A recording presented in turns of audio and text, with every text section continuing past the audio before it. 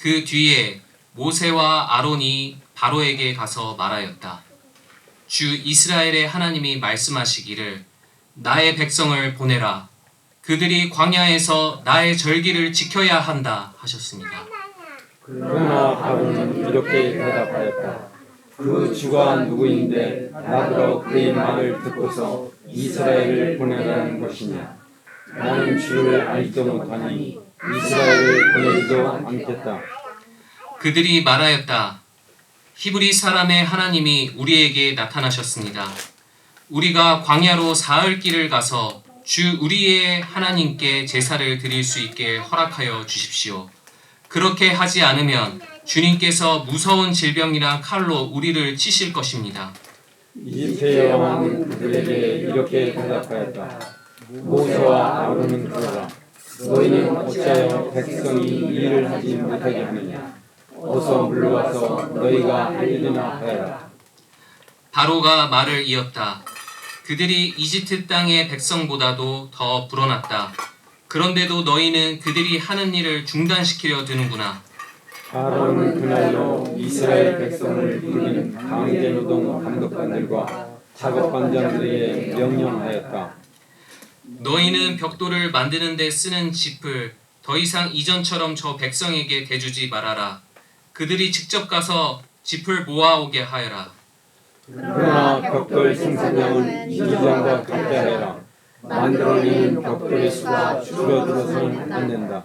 그들이 게을러서 그들의 하나님께 제사를 드리러 가게 하여서 다 함께 그들에게는 더 힘겨운 일을 시키고 그 일만 하게 하여서 버튼 소리에 귀를 기울이지 못하게 하여라.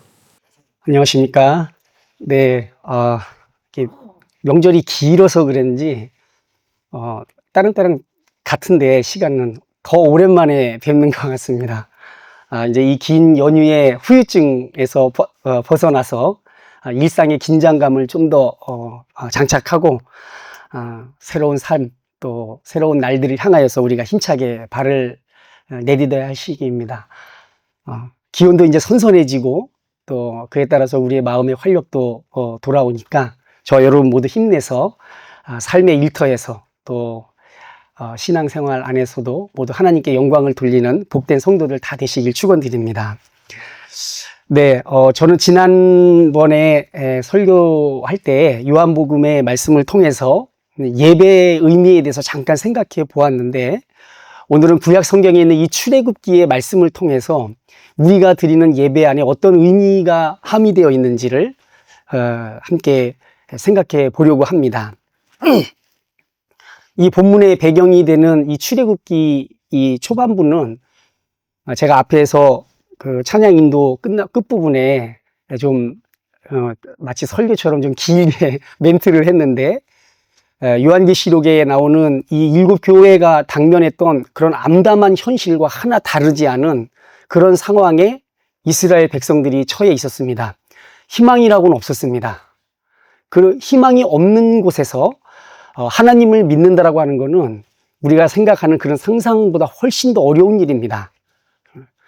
오늘 우리가 읽은 이 5장 말고 그 뒤에 나오는 6장 말씀에서도 이스라엘 백성들이 이제 끝부분에 애굽의 왕 바로가 그들을 더 가혹하게 노역을 시키게 되자 그 사람들이 그 힘든 노동에 짓눌려서 나중에는 모세의 말을 믿지 않는 그런 광경이 나옵니다. 그만큼 우리의 삶의 여건과 환경이 어둡고 힘들어지면 하나님을 의지하고 믿는 일이 정말 어렵고 거의 불가능에 가까워집니다. 그럼에도 불구하고 하나님께서는 이스라엘 백성들을 끝까지 붙잡고 그들을 데리고 하나님의 땅 가나안을 향해서 애굽을 빠져나오도록 그들을 인도하시는 거죠. 바로 오늘 우리가 읽은 이 본문의 내용이 그 앞부분을 다루고 있습니다.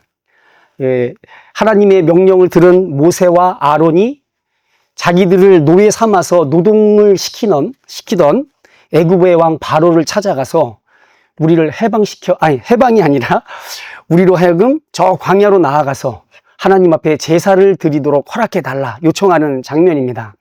굉장히 긴장을 유발하고 또 갈등을 촉발시키는 그런 회담이었습니다. 바로의 입장에서는 그것이 달가울 리가 전혀 없었죠. 대제국의 전성기를 구가하고 있었던 이집트와 그리고 그 번영의 밑거름이 되는 이 노동력을 제공하고 있었던 이 노예 민족이었던 이 이스라엘 사이에 여호와 하나님이라고 하는 이 변수가 등장하지 않았더라면 이런 갈등, 이런 긴장은 있지 않았을 것입니다. 이집트의 입장에서 이 과중한 노동 때문에 이 이스라엘 사람들이 막 부르짖고 불만이 막 팽배해 있었거든요. 그렇지만 이집트의 입장에서는 특히 오늘 본문에서도 나오는 것처럼 이 애굽왕 바로의 입장에서는 이런 사람들의 불평이 게으른 자들의 불평처럼 들렸던 것입니다. 그래서 그것을 묵살하고 계속해서 이 제국의 번영을 위해 이스라엘 사람들을 부렸더라고 한다면 이집트에서는 아무 일도 일어나지 않았겠죠. 그런데 갑자기 여호와라고 하는 신이 이스라엘을 찾아왔고 그들의 대언자라고 말하는 두 사람이 애굽의 왕을 찾아와서 이제 갈등이 시작되고 있는 것입니다. 우리가 이 본문 문장 안에서 들리는 이집트의 왕 바로의 어조가 아주 분명합니다. 대체 여호와가 누구이기에, 너희들이 말하는 그 하나님이 누구이기에 오랜 시간 유지되고 있었던 이 평화에 끼어들어서 사회적 갈등을 촉발하는가? 이것이 이제 애굽 왕 바로의 어조인 거죠. 이 출애굽이라고 하는 이 출애굽기를 기록한 사람은 우리가 이제 모세로 보통 알고 있는데, 어쨌든 이 기록한 사람은 모세가 하나님으로부터 계시를 받을 때 들었던 하나님의 말씀을 선명하게 기록하고 있습니다. 우리 출애굽기 3장 7절에 보면 이런 말씀이 나옵니다. 나의 백성이 고통받는 것을 똑똑히 보았고 또 억압 때문에 괴로워서 부르짖는 소리를 들었다. 이런 구절이 나옵니다. 하나님께서 모세를 부르면서 이런 말씀을 하시거든요. 거기에서 어떤 표현이 중요하냐면 보았고, 내가 똑똑히 보았다. 그리고 억압 때문에 괴로워서 부르짖는 소리를 들었다. 이렇게 말씀을 하십니다. 우리 장로님 기도하실 때에도 그 부분 언급하셨는데 보았고 들었다. 이스라엘을 찾아와서 그들의 인도자, 그들의 왕, 그들의 하나님이 되시려 한다라고 하는 이 여호와의 특징이 무엇이냐면 그분은 보는 분이고 듣는 분이라고 하는 것입니다. 이 보고 듣는 기능이라고 하는 것은 모든 동물들의 일반적인 특징이긴 하지만 이 고대 세계에서의 이 표현은 인간이라고 하는 존재의 특징에 방점을 둔 묘사라고 보는 게 합리적입니다. 따라서 다시 말해서 보는 것과 듣는 것이라고 하는 것은 인간성, 인간의 특징이라고 하는 것이죠. 이스라엘의 신앙 전통에 의하면 인간은 하나님이 당신의 형상을 본떠서 지은 피조물입니다. 따라서 여기서 이 보고, 듣는 이 기능은 이 원천이 하나님으로부터 나온 것입니다. 더 나아가서 인간에게 있어서 이 보고 들을 수 있는 능력은 하나님을 닮아 있는 중요한 기능인 것입니다. 하나님께서 모세에게 나타나서 나는 보는 분 그리고 듣는 분이다라고 강조를 하신 것이죠. 이스라엘의 신앙 전통은 동시에 또 반대편의 이야기를 하고 있는데 인간이 가공한 우상이라는 거 아시죠? 우상. 보통 돌과 나무 이런 것들로 만든 게 우상입니다. 자기를 위하여 만든 신이 바로 우상인 거죠. 그런데 이스라엘 전통 안에서 이 우상을 특징 짓는 중요한 표현이 뭐냐면 보지도 못하고 듣지도 못하는 것입니다. 이것이 구약 성경 전체에서 우상에 대해서 이야기할 때 나오는 반복적인 표현이에요. 그래서 이 신명기서 4장 28절에 이런 말이 나옵니다. 당신들은 거기에서 사람이 나무와 돌로 만든 신, 거기라는 게 이제 가나안을 말하는 거죠. 거기서 이 사람이 나무와 돌로 만든 신을 만나게 되는데 그 신이 어떠냐면 보지도 못하고 듣지도 못하는 그런 신이다라고 강조하는 장면이 나옵니다. 또 다니엘서 5장 23절에서 이 느부갓네살 왕이 이 우상을 이제 자기를 위하여 막 신상을 만들고 우상을 만들고 막 하는 게 나오거든요. 거기서 다니엘이 경고하는 장면이 나옵니다. 임금님은 보거나 듣거나 알지도 못하는, 다시 말해서 금과 은과 동과 쇠와 나무와 돌로 만든 신을 찬양하면서 모든 호흡과 기를 주장하시는 하나님께 영광을 돌리지 않았다. 이렇게 경고하는 장면이 나옵니다. 여기에서도 우상에 대해서 이야기할 때 보거나 듣거나 알지도 못하는 신, 이렇게 이야기하는 것입니다. 그러니까 이제 분명한 거죠. 이스라엘 입장에서 하나님은 보는 분, 듣는 분이시고 우상은 보지도 못하고 듣지도 못하는 신인 것입니다. 그래서 성경은 다음과 같은 말을 경고로 남겨요. 그게 어떤 거냐면 시편 135편 16절과 18절에서 이런 이야기를 합니다. 입이 있어도 말을 못하고 눈이 있어도 볼 수가 없고 귀가 있어도 듣지 못하고 입으로 숨도 쉴 수 없으니, 이제 이게 우상의 특징입니다. 그 마지막 부분에 어떻게 나와요? 우상을 만든 자들과 우상을 의지하는 자들은 누구나 우상과 같이 될 것이다. 다시 말해서 우상의 특징이 뭐라고요? 보지도 못하고 듣지도 못한다. 근데 우상을 만드는 자들과 그 우상을 의지하는 자들은 그 우상과 같이 된다라는 말은 어떤 말이에요? 그런 사람들은 보지도 못하고 듣지도 못하는 인간이 될 것이다. 이렇게 얘기하는 것입니다. 원래 인간은 하나님이 당신의 형상을 본떠 만든 존재라고 이스라엘은 강력하게 믿어왔습니다. 그렇기 때문에 하나님이 보고 듣는 분이시기 때문에 인간이라면 마땅히 보고 들을 수 있어야 한다는 거죠. 근데 우상을 만들고 그 우상을 섬기는 자들은 그 우상처럼 보지도 못하고 듣지도 못하게 된다는 것입니다.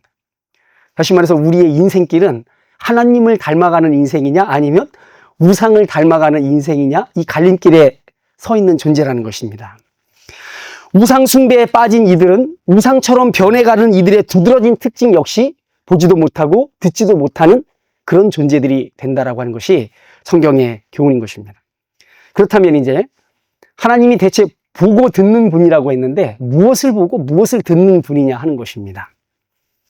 성경이 하나님의 능력으로 묘사하고 있는 이 보는 눈과 듣는 귀는 고통당하는 이들의 그런 상황을 보는 눈이고 그들의 신음소리를 듣는 귀인 것입니다. 시편 같은 곳에서도 하나님이 듣는다, 하나님이 보신다라는 표현을 쓸 때 대부분 어떤 거를 보고 듣나요? 사람들이 너무 어렵고 힘들어서 하나님께 부르짖는 거예요. 그들이 처한 상황이 너무나 괴로워서 하나님께 호소하는 겁니다. 그럴 때 하나님이 그 상황을 보고 그 소리를 듣는 것입니다. 그래서 이 보고 듣는다는 말은 고통당하는 인간들의 상황을 전제로 깔고 있는 표현인 거죠.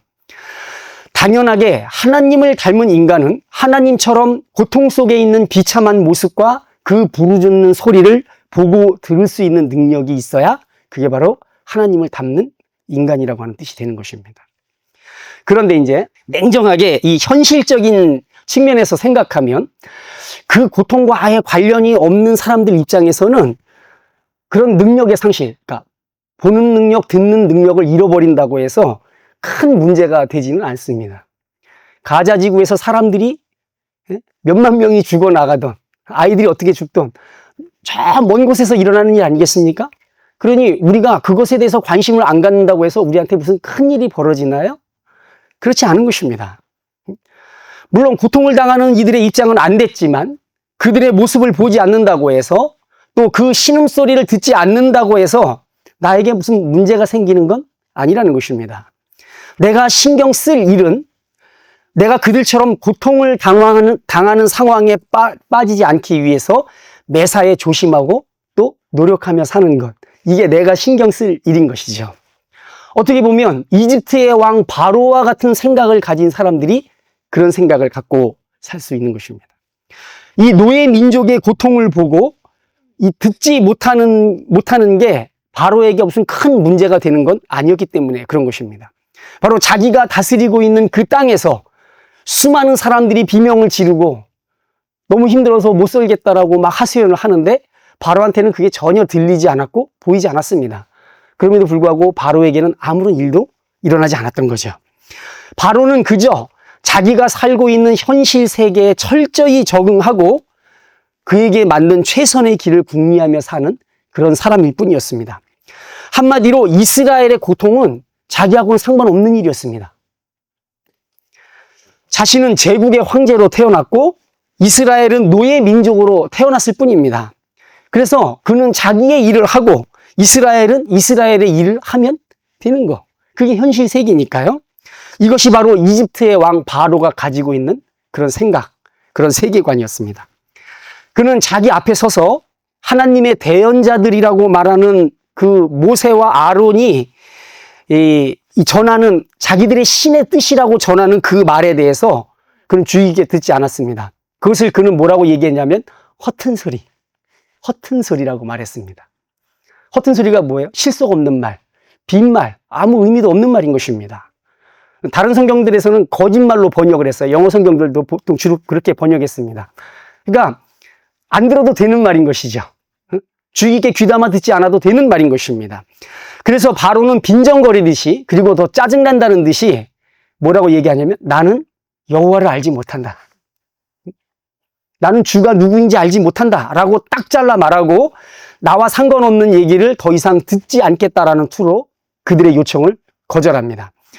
그 상황에서 그가 주의를 기울인 건 뭐였을까요? 그것은 만약에 이 사람들을 예배를 드리게 광야로 내보냈을 때 발생할 엄청난 손실, 경제적 손실, 이것을 계산하는 것이 그의 주된 관심이었고, 이 노예들 안에 쓸데없는 생각들이 일어나서 이것들이 여유가 있으니까 자꾸 딴 생각을 하네? 이제 이런 생각을 한 거죠.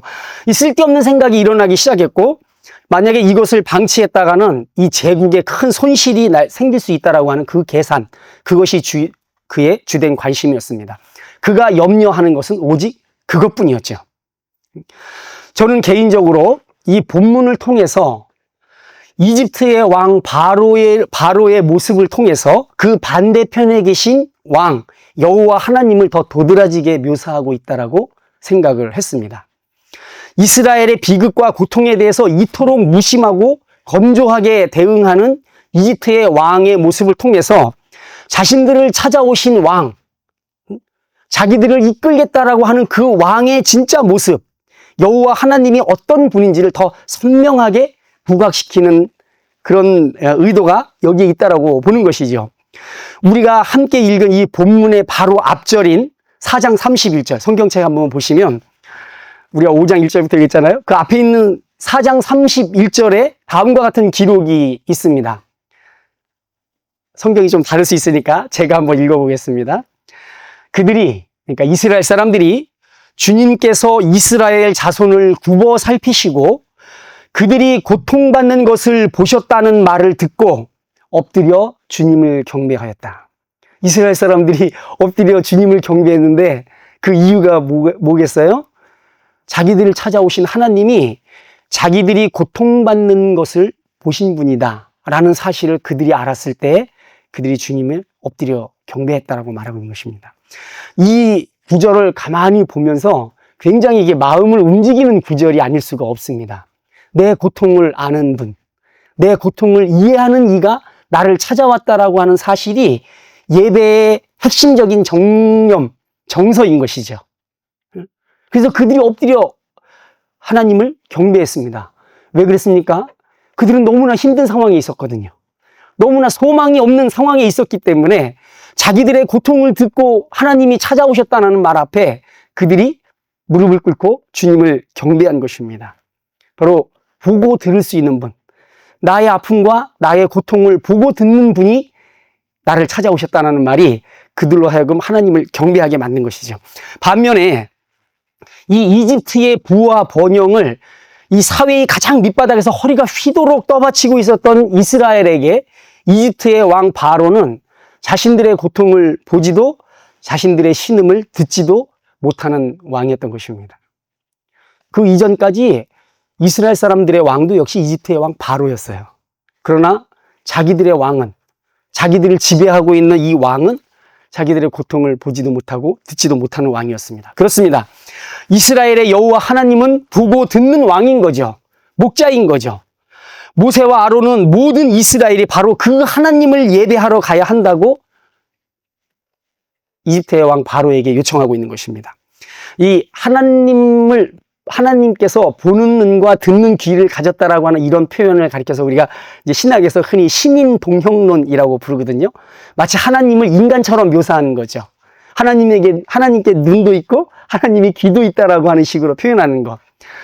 바로 그런데 이런 신인 동형론을 사용하고 있는 이 이유는 이 창조 세계의 평안과 그 기초가 되는 정의에 하나님의 정의에 대한 그분의 관심을 극적으로 드러내는 방법입니다. 하나님의 정의가 실종된 곳에서 평안이 사라지고 평안이 깨진 곳에서 누군가가 고통을 당하고 신음소리를 내는 것입니다. 따라서 어느 곳이든지 간에 사람들이 부르짖는 소리가 있는 곳은 하나님의 통치가 제대로 실현되는지를 가늠할 수 있는 이 표식과 같아서 누군가 막 소리 지르는 거예요. 뭐 우리가 막 통성기도 하지 않습니까? 근데 기도를 하지 않고 그냥 기도가 안 되는 거죠. 너무 힘들어서. 그래서 속으로든 입으로든 막 신음소리를 낼 때 바로 그곳에 하나님의 평안이 깨진 것입니다. 왜 깨졌어요? 거기에서 정의가 사라졌기 때문에 그런 것입니다. 그래서 이 사람들의 신음소리는 하나님의 통치가 이 땅에서 제대로 이루어지고 있는지를 아닌지를 가늠하는 일종의 표식과 같은 것이어서 하나님은 그 표식을 구분하기 위해서 보는 눈과 듣는 귀를 갖고 계신 겁니다. 당신의 통치가 제대로 이루어지고 있는지를 확인하시기 위해서인 것입니다. 하지만 이런 것에 관심이 없는 존재들도 있습니다. 하나님처럼 되려고 하지만 하나님과 완전히 다른 얼굴과 기능을 가진 그런 신적인 존재가 되려고 하는 사람들이 있는 것입니다. 이집트의 왕은 바로 그런 존재가 되려고 했던 인물입니다. 그의 특징은 자기의 이익과 권력에 대한 감각만을 가지고 있을 뿐 타인의 평안과 고통을 살피는 감각은 상실한 존재를 대변하는 그런 존재가 바로 이집트의 왕 바로인 것입니다. 그는 스스로 보지도 듣지도 못하는 우상이 되려고 한 자인 것입니다. 그래서 바로는 오늘 본문 2절에서 한마디로 자기가 누구인지를 이 모세와 아론에게 딱 잘라 선언하는 거죠. 나는 여호와가 누구인지를 알지 못한다. 나는 주가 누구인지 알지 못한다. 나는 여호와를 알지 못한다. 여호와는 나와 상관없는 존재다. 그래서 그 밑에 이어지는 문맥을 이렇게 해석할 수도 있을 것 같아요. 나는 여호와가 누구인지 모른다. 하지만 나는 너희가 누구인지 안다. 너희는 누구예요? 바로 내가 다스리는 자들이라는 거죠. 너희는 나의 이익과 부와 번영을 위해 끝없이 일하고 또 일해야 하는 존재들이다. 그래서 바로는 말합니다. 어서 물러가서, 오늘 이제 이 4절에 나오죠. 어서 물러가서 너희가 할 일이나 하여라. 너희가 할 일이나. 여기 개역개정 같은 데서는 너희의 노역이나 해라. 이렇게 말을 합니다. 네 할 일들을 해라. 이렇게 말하는 것입니다. 그러니까 예배할 수 있도록 해달라고 하는 요청을 허튼 소리, 즉 내용 없고 실속 없는 쓸데없는 소리라고 말한 이 바로의 선언과 명령에는 당신을 이스라엘의 왕이라고 주장하는 여호와와 완전히 다른 방식으로 이 세상을 바라보는 그 눈이 있는 것입니다. 인간이 자기의 유익을 위해 다른 인간을 사용할 수 있는 것이 가능한 게 바로 이 세계다. 강한 자의 이익을 위해 약한 자들이 종사하는 게 하나도 이상한 일이 아니다. 가장 효율적으로 생산성을 이끌어내는 것이야말로 지배자의 미덕이다. 이것이 이 세계의 엄연하고 현실적인 법칙이며 이것을 부정하는 다른 법을 나는 모른다. 예배와 같은 비생산적인 일에 이 시간과 에너지를 쏟는 건 큰 낭비이고 차라리 그 시간과 힘을 혹시 있을지 모를 불행에 대비하는 것, 이것이 바로 현실적인 것이다. 그래서 바로는 말합니다. 너희가 할 일은 하나님을 예배하는 게 아니라 이 번영의 엔진을 꺼뜨리지 않도록 쉬지 않고 일하는 것, 그것이 너희들이 할 일이다. 죄송합니다.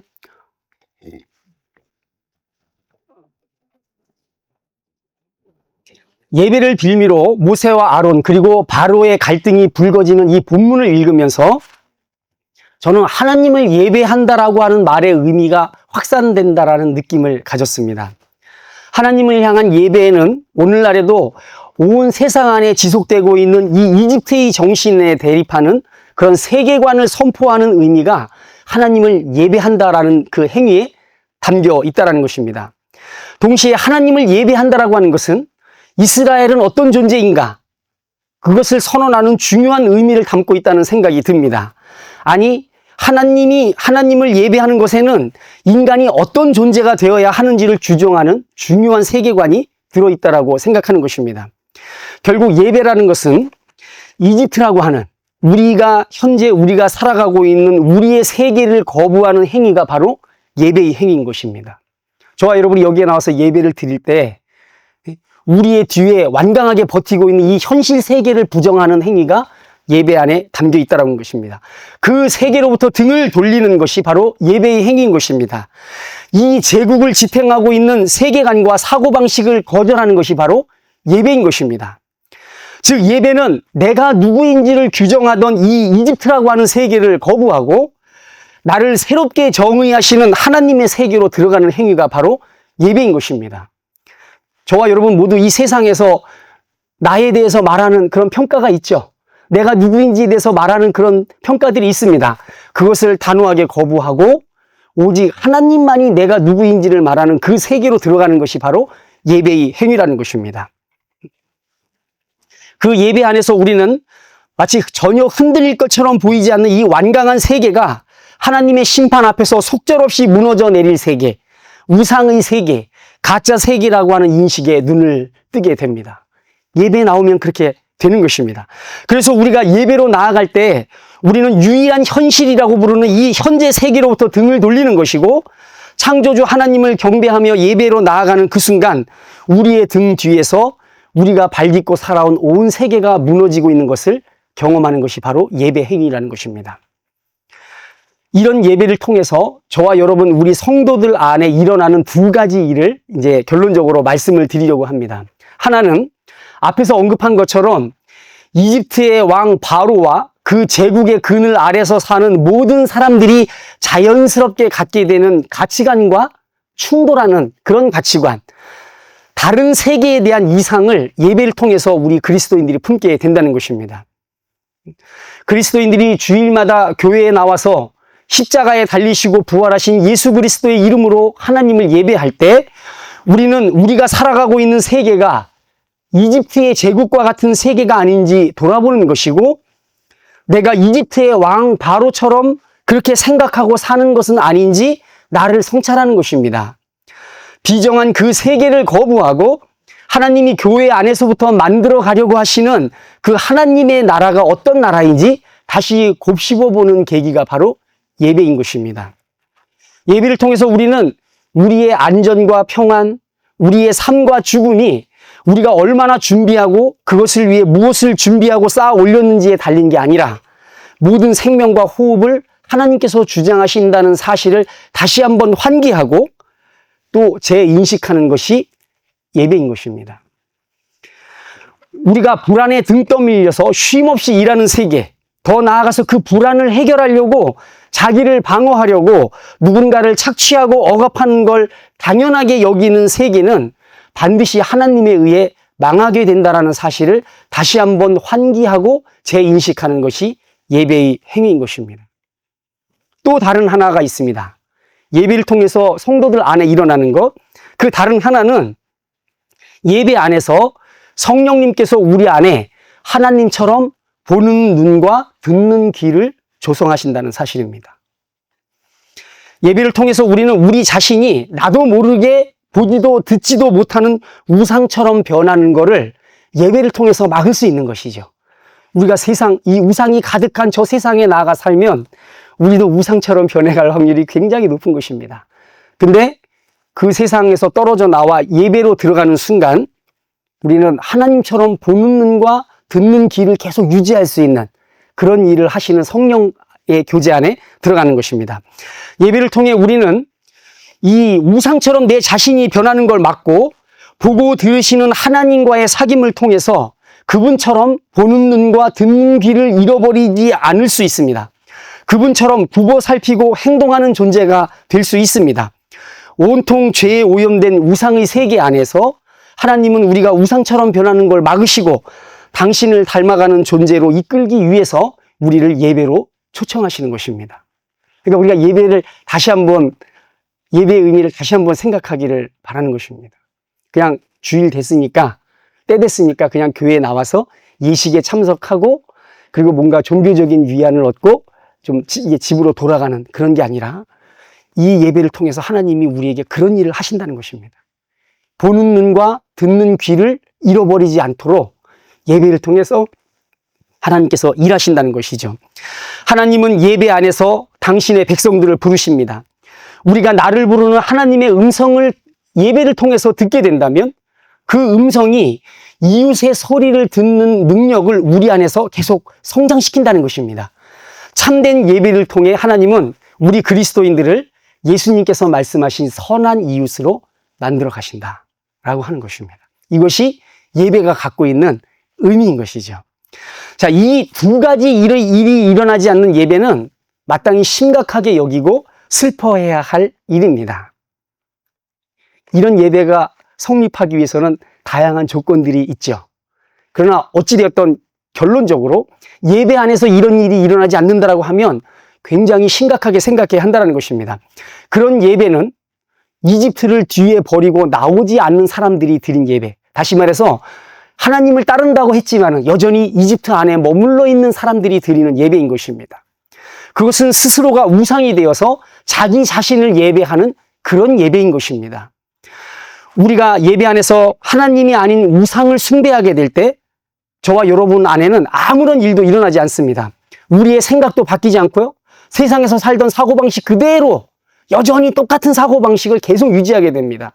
우리의 눈과 귀도 바뀌지 않습니다.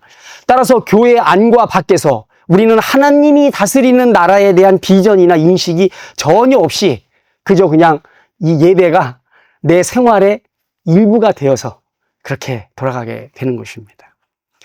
이런 그리스도인들의 허약한 영성을 벌레처럼 파먹고 들어가는 건 타락한 이데올로기와 그리고 껍데기뿐인 종교적 허세, 그거밖에는 아무것도 없는 것이죠. 결론적으로 하나의 예를 좀 드리고 말씀을 드리겠습니다. 최근 이게 그 뉴스를 통해서, 미디어를 통해서도 이 중국인 혐오 확산에 대해서 보도하는 내용들이 가끔 나옵니다. 거기에 우리나라의 극우 기독교가 연루되어 있다라고 하는 이런 거를 들을 때마다 굉장히 마음이 안 좋습니다. 1931년도 7월 달에 평양에서 130명 되는 중국인 화교들이 조선인들에 의해서 맞아 죽는 일이 있었습니다. 이제 원래 그 뿌리는 그 1월 달에 있었던 저 만주에 있었던 그 만보산 사건이라 그래서 이 중국인 농민들과 조선인 농민들, 거기에 이제 이게 정착하려고 하는 조선인 농민들 사이에 이 수로를 파는 문제를 두고 다툼이 있었거든요. 근데 그 문제를 잘못 보도해서, 이제 어느 유수의 언론사가 잘못 보도하는 바람에 이것이 이제 이 중국인에 대한 이 반감을 그 당시에 굉장히 확산시켰습니다. 그래서 경성에서도 막 이런 그 중국인들을 반대하는 그런 여러 가지 사건들이 있었는데 이것이 이제 7월 달에 와서 평양에서 이제 엄청나게 크게 이제 문제가 터진 거죠. 그 사람들이 이제 중국인들이 단오절 때 그 당시에 국민당의 깃발이었던 이 청천기를 우리 조선인들이 이제 명절로 지키고, 그 당시만 해도 단오절이 큰 명절이었는데 명절 때 이 중국인들이 집집마다 청천기를 개양했습니다. 이것이 이제 촉발이 된 거죠. 중국인들이 조선에 들어와서 소규모의 무역과 그리고 여러 가지 상업을 통해서 부를 챙기고 있다라고 하는 그런 불만들이 조선인들 안에 이렇게 막 쌓여 있었습니다. 게다가 이제 그 1월 달에 있었던 이 민족적 감정도 이제 문제가 이게 있었죠. 그래서 이제 이게 폭발이 돼서 그때 조선인들이 중국 사람 130명을 때려 죽였습니다. 막 이 피 묻은 몽둥이를 들고 다니는 그런 기사들이 있어요. 그때 평양에 이 중국인 소유의 집들이 그냥 엄청나게 파괴가 됐고, 그 사진도 있습니다. 여러분 나중에 인터넷에서 검색해서 한번 찾아보세요. 막 파괴했고요. 그리고 이제 이 평양에 있는 이 보통강변에서 농사를 짓던 중국인들의 가옥도 아주 그냥 막 싸그리 파괴하는 그런 일이 있었습니다. 그래서 이 평양 근교까지 합해서 거기에서까지 피난해서 들어온 중국인들이 일본인들의 관할, 그 당시에 뭐 일제 통치했으니까 일본 경찰들이 보호하는 그 보호소에 약 3,500명 정도가 수용이 됐습니다. 뭐 죽은 사람, 그 분위기가 험악하니까 이제 피해서 막 들어온 거죠. 여러분, 그 호떡집에 불났다, 호떡집에 불난 것 같다라고 하는 그 표현이 거기서 나왔어요. 근데 중국인들이 호떡을 많이 팔았는데 뭐 불을 지르고 막 했으니까 그 표현이 거기서 나온 겁니다.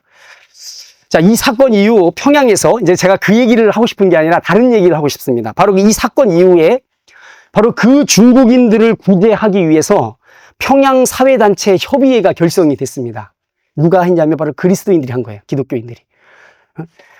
이 협의회 지도부가 그 당시에 평안남도 도청을 찾아가서 중국인들을 향한 테러에 대해서 일본 경찰들이 너무 미온적으로 그 테러 진압을 못했다라고 마구 항의를 했습니다. 이거 완전 그 당시에 민족적 감정에 의하면요, 매국노들이나 하는 짓이에요. 그 중국인들에 대해서 막 민족적 감정이 험악하게 됐는데, 기독교인들이 그 평양 시민단체를 협의해서 이 중국인들을 왜 이렇게 보호하지 못했냐고, 왜 그 험악한 조선인들을 막지 못했냐고 마구 항의를 하고, 그 경찰서에 수용돼 있었던 그 중국인들의 수용 이 여건이 너무 열악하기 때문에 그거를 빨리 개선하라고 마구 항의를 했습니다. 그것을 인도한 사람이 조만식 장로입니다. 여러분, 조만식 이름 아시죠? 조선 물산 장려 운동도 했고 독립운동도 했고 말이죠. 그리고 우리가 아는 그 주기철 목사님을 평양 산정음교회에 모셔온 장로 아니겠습니까? 그 주기철 목사가 조만식 장로의 제자예요. 바로 그 사람이 이 운동을 주도했습니다. 민족보다, 국가보다, 그것보다도 이 사람들에게 더 중요한 건 하나님이 무엇을 원하시는가가 그들에게 정말 중요한 일이었습니다. 조만식 장로는 바로 그걸 예배를 통해서 하나님이 어떤 분인지를 아셨고, 그리고 그 자기가 알고 있는 하나님의 뜻대로 행동하는데 어떤 위험도 마다하지 않고 행동하는 일에 주저하지 않았던 것입니다. 나라를 살리려면 사람이 변해야 하는데 사람이 변하려면 예수를 믿어야 한다. 이것이 조만식 장로의 주장이었습니다. 여러분, 한 세기나 앞선 시대에도 우리 그리스도인들은 이념이나 민족보다 하나님 앞에서 산 사람들이었습니다. 그들에게 중요한 것은 하나님께서 예배 안에서 지금 우리에게 하시는 말씀을 듣고 그것을 삶으로 옮기는 것이 그들에게 가장 중요한 일이었습니다. 예배를 통해 그분처럼 보는 눈과 듣는 귀를 갖는 것, 이것이 그 당시에 우리보다 한 세기나 앞섰던 100년 전에 있었던 우리 소규모의 적은 수의 그리스도인들이 갖고 있었던 생각이었습니다. 예배는 비록 식민치하의 고된 날들 속에서도 예배당에 모인 사람들의 사고방식과 삶의 태도를 바꿨고, 그리고 그 그리스도인들이 사회를 변혁하는데 앞장섰던 것입니다. 오늘날 예배는 실질적인 일과 아무런 상관이 없는 종교 행위일 뿐이라고 생각하는 이들이 많습니다. 예배 드린다고 뭐가 바뀌는 건 아니니까요. 심지어 믿는 사람들도 그렇게 생각합니다. 삶은 삶이고 예배는 예배일 뿐이다, 이러는 것이죠.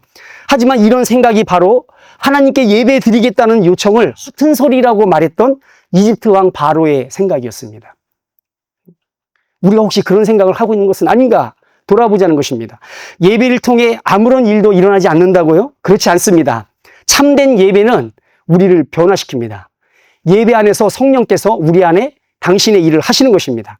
그리고 예배를 통해 변화된 우리로 인해 우리의 주변, 사회가 변화되는 것입니다. 우리의 예배는 세상을 무너뜨리고 하나님만 왕이 되시는 세상으로 바꾸는 일의 시작인 것입니다. 저와 여러분이 우리의 예배가 얼마나 소중하고 그리고 엄청난 사건인지를 생각하면서 하나님 앞에 예배하러 나올 때 그런 전사의 마음, 그 투쟁가의 마음, 또 뭐라고 표현해야 될까요? 그런 진지함을 가지고 주님 앞에 나오는 복된 그리스도인 되시기를 주님의 이름으로 축원드립니다.